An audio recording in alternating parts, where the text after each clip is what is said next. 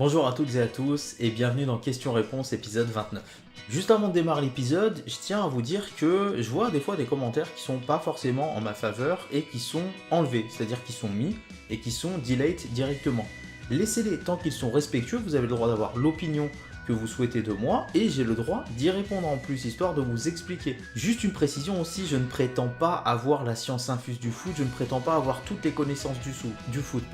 Je veux juste faire une chaîne pour échanger avec vous, qu'il y ait des échanges, questions, réponses par exemple, les épisodes sont faits pour ça, que je vous donne mon point de vue, que vous me donniez le vôtre et que vous me corrigiez quand je me trompe, parce que ça arrive, c'est arrivé et ça arrivera encore. Voilà, je trouvais pas vraiment de chaîne de foot sur YouTube où il y avait possibilité d'une interaction sans forcément qu'il y ait des insultes, des grossièretés ou que ça parte dans des banalités infâmes.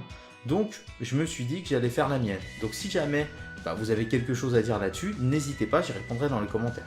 Pour l'épisode d'aujourd'hui, j'ai retenu deux questions qui se mêlent un petit peu. La question de Perrin42 qui me demande quelles ont été pour moi les surprises et les déceptions des qualifications pour la Coupe du Monde. Et la question de Razer qui me demande ce que je pense de la qualification historique du Panama. La qualif du Panama, je vais pas vous le cacher, j'ai pas vu jouer le Panama. En tout cas, je trouve que c'est une excellente surprise, un petit peu à l'image de l'Islande aujourd'hui. Alors l'Islande, ça suit son bon parcours à l'Euro. Et puis le Panama, ça vient renouveler un petit peu les équipes qui jouent la Coupe du Monde et pourquoi pas faire une petite surprise. J'attends de les voir en phase de poule de Coupe du Monde. Alors ensuite, pour les surprises, en tout cas, je vais commencer par les déceptions pour ces qualifications de Coupe du Monde. Première déception, on va aller en Amérique du Sud, c'est le Chili. Le Chili qui était 8e de finaliste en 2014, qui avait fait un match magnifique contre le Brésil, qui méritait même la qualification, ne sera pas à la Coupe du Monde 2018. C'est une énorme déception pour le Chili qui avait fait en plus, même si c'est pas une compétition révélatrice, mais qui avait fait une très bonne Coupe des Confédérations. Ensuite, si je viens en Europe, les Pays-Bas qui finissent 3e du groupe donc de la France, qui était quand même 3e de la Coupe du Monde 2014 et les Pays-Bas qui ne verront pas la Coupe du Monde 2018. Alors on sait que l'effectif a des soucis, qu'il y a des problèmes au niveau de l'équipe, même au niveau des individualités, mais quand même, quand 4 ans avant, à peine, tu es 3e d'une Coupe du Monde, c'est compliqué de te dire que tu ne seras pas qualifié pour celle qui arrive en fait.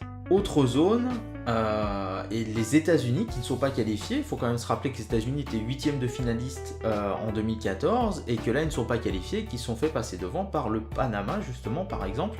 Donc ça c'est une déception, pas pour moi, pas personnel, mais c'est, je trouve, un flop en fait de voir les États-Unis non qualifiés pour cette future Coupe du Monde. Et enfin, je vais mettre l'Algérie. Pourquoi ? Parce que alors il y a des pays africains qui étaient pressentis pour aller à la Coupe du Monde qui n'iront pas. Mais l'Algérie est à 1 point au moment où je vous parle, n'a pas gagné un seul match dans sa poule, alors qu'ils avaient fait un 8e de finale magnifique contre l'Allemagne en 2014 où ils auraient pu passer. Franchement, c'est un flop au niveau football et c'est un petit peu une déception personnelle là à ce niveau-là parce que j'aime bien et j'ai toujours bien aimé cette équipe d'Algérie et je suis déçu qu'elle n'aille pas à la Coupe du Monde en Russie. Et j'ai noté 3 surprises, 3 tops. Alors bien entendu, le Panama, qualification historique, première qualification dans l'histoire du pays. L'Islande, première qualification aussi, si je ne me trompe pas, dans l'histoire du pays pour une Coupe du Monde. Donc là, on est sur la continuité du beau parcours qu'ils avaient fait à l'Euro 2016 en France. Et puis je vais mettre l'Iran. Pas que je sois surpris que l'Iran se qualifie pour la Coupe du Monde, mais je suis surpris de l'écart qu'ils ont mis. Alors je crois qu'ils finissent avec plus 7 points par rapport à la Corée du Sud. Ils n'ont pas perdu un seul match dans leur poule. Ils se qualifient très très facilement pour la Coupe du Monde. Et dans cette poule, je voyais plus la Corée du Sud prendre les devants et l'Iran derrière. Donc, belle surprise en tout cas que cette équipe iranienne qui finit largement première en fait de son groupe. Voilà, ensuite on attend les barrages, les derniers matchs qualificatifs et puis on verra toutes les équipes qu'on aura à la Coupe du Monde. J'espère qu'on aura une belle Coupe du Monde.